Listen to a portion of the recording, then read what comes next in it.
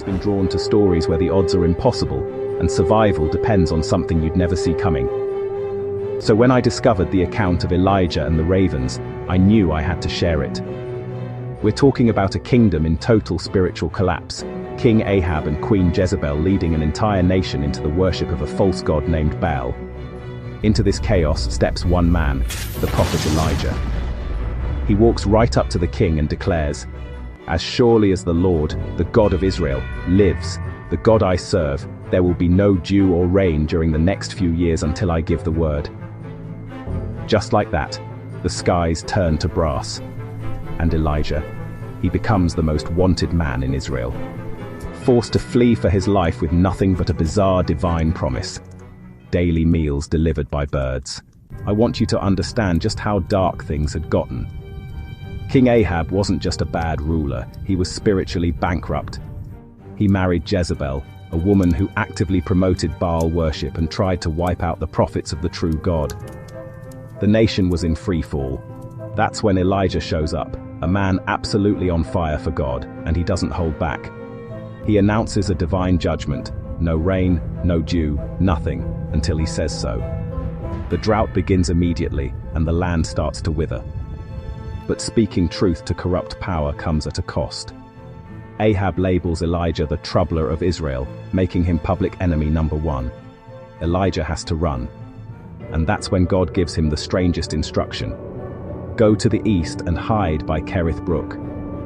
Drink from the brook and eat what the ravens bring you, for I have commanded them to bring you food. I love this moment because it shows something critical. Elijah had to obey before he understood. He had to trust that God's plan, no matter how odd it sounded, was unfolding exactly as it should. So Elijah obeys. He goes to this remote ravine called Kerith totally alone, with his survival completely in God's hands. And this is where it gets absolutely wild. Every single morning and every single evening, ravens, actual ravens, fly to him carrying bread and meat. Now, you have to appreciate how bizarre this was. In the ancient world, ravens were considered unclean scavengers. They were notorious for their ravenous appetites, the last creatures on earth you trust with your lunch. Yet God commanded these very birds to go against their nature and run a food delivery service for his prophet. This wasn't a lucky coincidence or a one-time event. This was a daily, sustained miracle. While the entire nation suffered under the drought Elijah had announced, the prophet himself was being fed directly by his creator through the most unconventional means possible.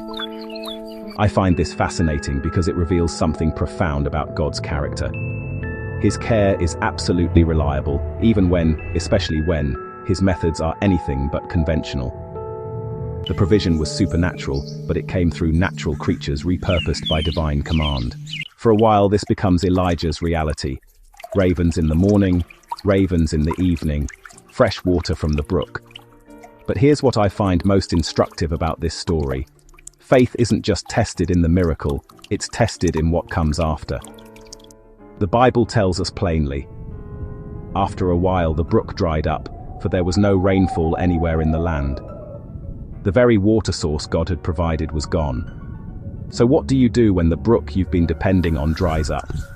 When the job ends, the relationship changes, or that sense of security just evaporates? Elijah's story teaches us something crucial about how God works. God's source of provision is inexhaustible, but his methods are constantly changing. The brook drying up wasn't God abandoning Elijah. It was a signal that the next phase was beginning. God immediately tells him, "Go and live in the village of Zarephath. I have instructed a widow there to feed you." Think about that transition, from scavenger birds in the wilderness to a poverty-stricken widow in a foreign village. God was moving Elijah from one miracle to the next, each more unlikely than the last. The lesson? A drying brook isn't failure, it's preparation.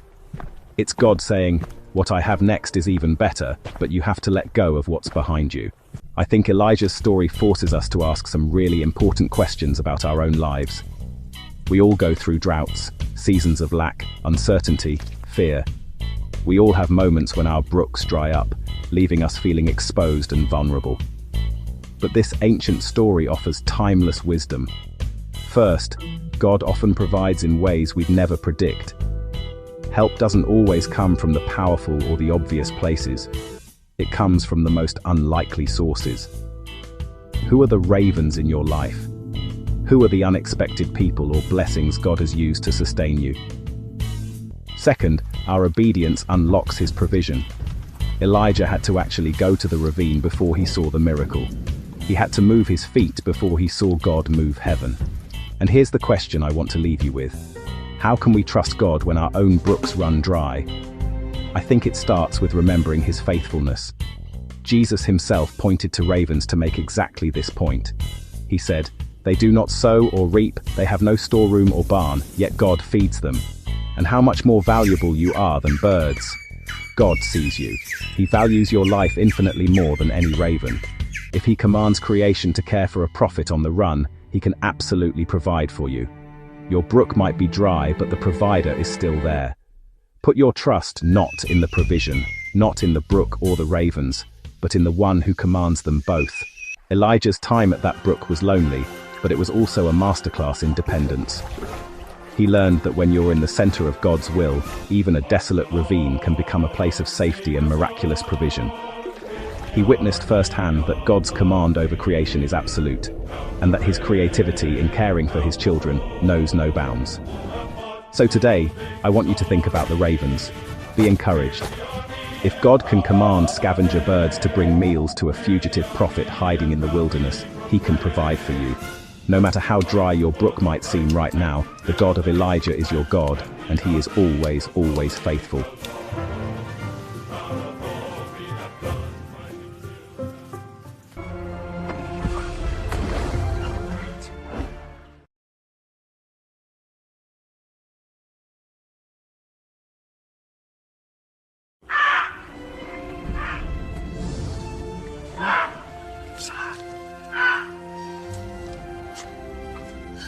Elijah's story makes us ask some big questions about our own lives. We all go through droughts, times of lack, uncertainty, and fear. We all have moments where our brooks dry up, leaving us feeling exposed and alone. This story is a timeless lesson in faith. First, God often provides in ways we'd never expect. Help might not come from the powerful or predictable places, but from the most unlikely sources. Who are the ravens in your life, the unexpected people or blessings that God has used to keep you going? Second, our obedience is what unlocks his provision. Elijah had to actually go to the ravine before he saw the miracle. And finally, a drying brook isn't a sign of failure, it's often preparation for what's next. It teaches us to put our trust not in the provision itself, not the brook or the ravens, but in the provider. So, how can we trust God when our own brooks run dry? It starts with remembering that he is faithful. Just as he cared for Elijah, he promises to care for us. Jesus even pointed to ravens to make this exact point, saying they do not sow or reap, they have no storeroom or barn, yet God feeds them. And how much more valuable you are than birds. God sees you, and he values your life.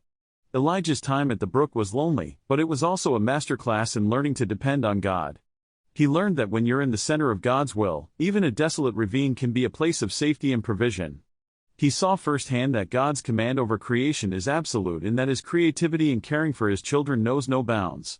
So today, think about the ravens. And be encouraged. If God can command scavenger birds to bring meals to a prophet on the run, he can absolutely provide for you. No matter how dry your brook might seem, the God of Elijah is your God, and he is always faithful.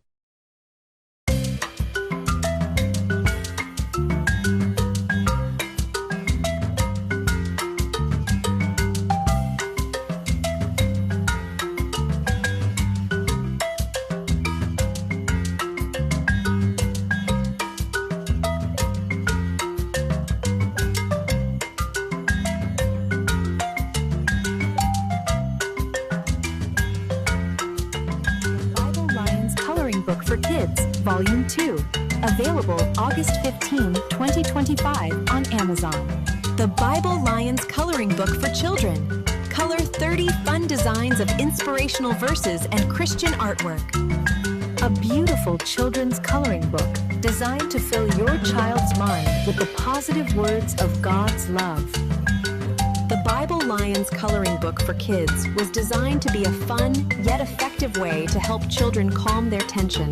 Hand-lettered quotes and adorable hand-designed illustrations will inspire your child as they reflect on God's promises.